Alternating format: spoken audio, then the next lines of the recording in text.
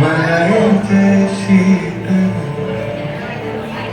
सश्यामला सश्यामला मातरम वंदे मातरम।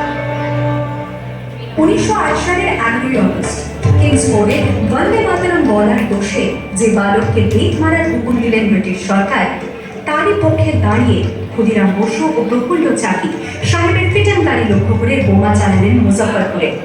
সাহেব নিহত হলেন না, তবু নাবালক ক্ষুদিরামকে ফাঁসির হুকুম দেওয়া হলো। জননী গুলব তুলে বক্ষে শান্তনবাস দেব তুলে চোখে কাঁদেছে তব চরণ কাঁধে ৩০০ কোটি নরনারী।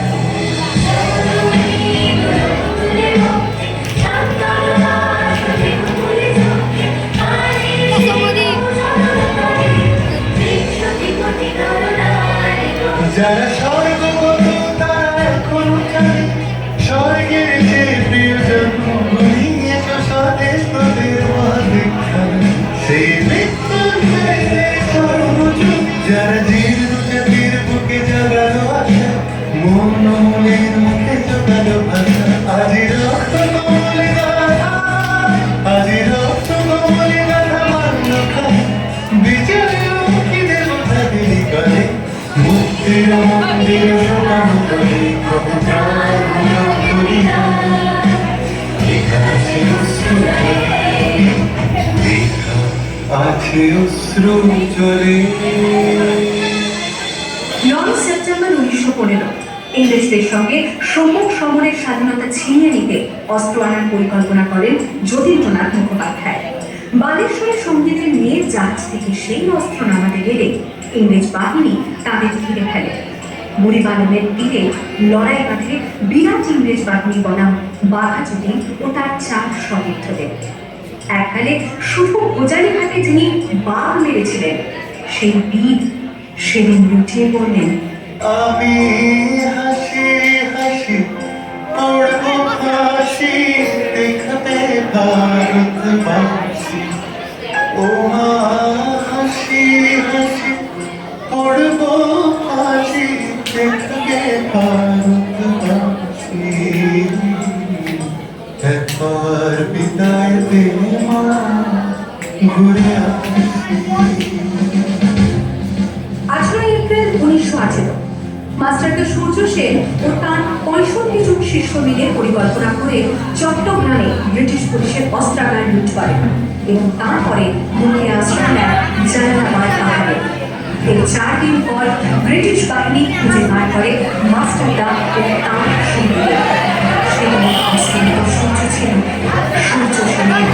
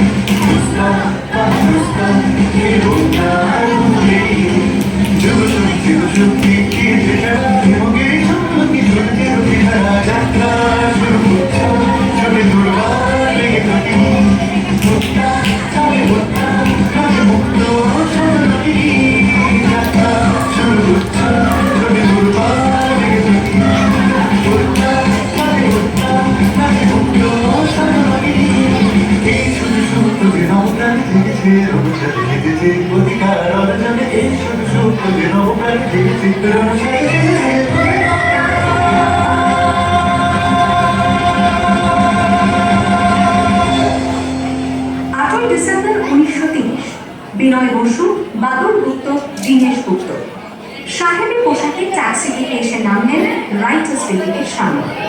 সোজা উঠে গেলেন দোতলায়, সামনে সিমসনের ঘর। দ্বাররক্ষীকে ঠেলে ঢুকে গেলেন ভেতরে।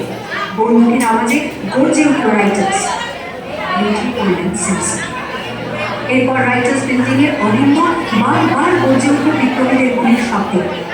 তারপর টেলর সাহেব তার বাকি মেয়ে ঘিরে তুললেন গুলি বাদল দীনেশ।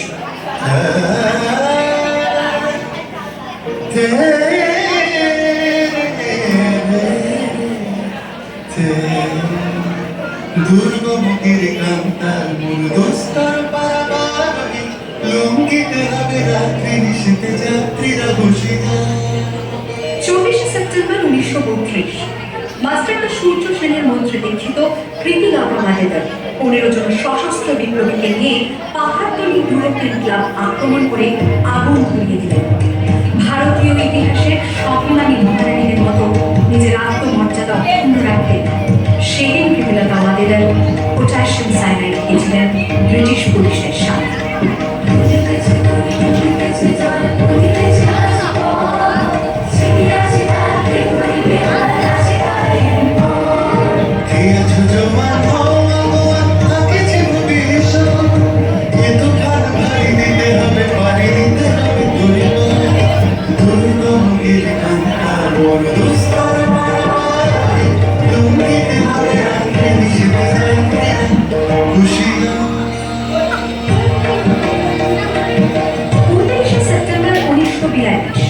তমলুকের মাটিতে কয়েক হাজার ভারতীয়কে নিয়ে যিনি পুলিশ স্টেশন ঘেরাও করার লক্ষ্যে হেঁটেছিলেন, সেই সত্যরুদ্ধ মাতঙ্গিনী হাজরা পুলিশের নির্মম পরিচালনা ও লাঠিচার্জ সত্ত্বেও তাঁর হাতের পতাকাটি মাটিতে উঠতে দেন। আর ঠিক তার পরের বছর 1943-এর 30শে ডিসেম্বর জাপান সরকারের অধীনে থাকা আন্দামান দ্বীপ সেতু হস্তান্তর করা হল ইন্ডিয়ান ন্যাশনাল আর্মিকে। পোর্টব্লেয়ারের মাঠে তিরঙ্গা পতাকা তুললেন সুভাষচন্দ্র। এটাই স্বাধীন ভারতের মাটিতে প্রথম তেরঙ্গা ঝান্ডা। আইএনএর commander in chief Subhash Chandra Bose হলেন ভারত যাকে স্বীকৃতি দিয়েছিল 18টি দেশ।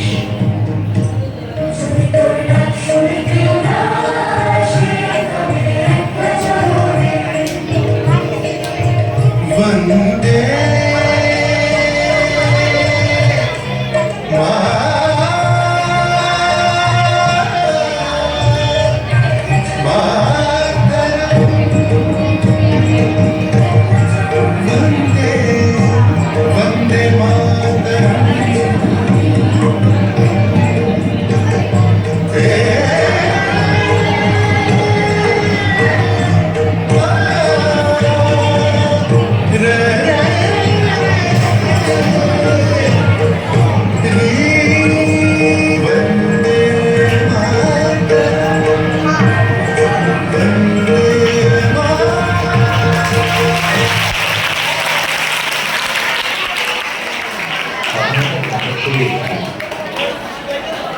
সুন্দর একটি পরিবেশ।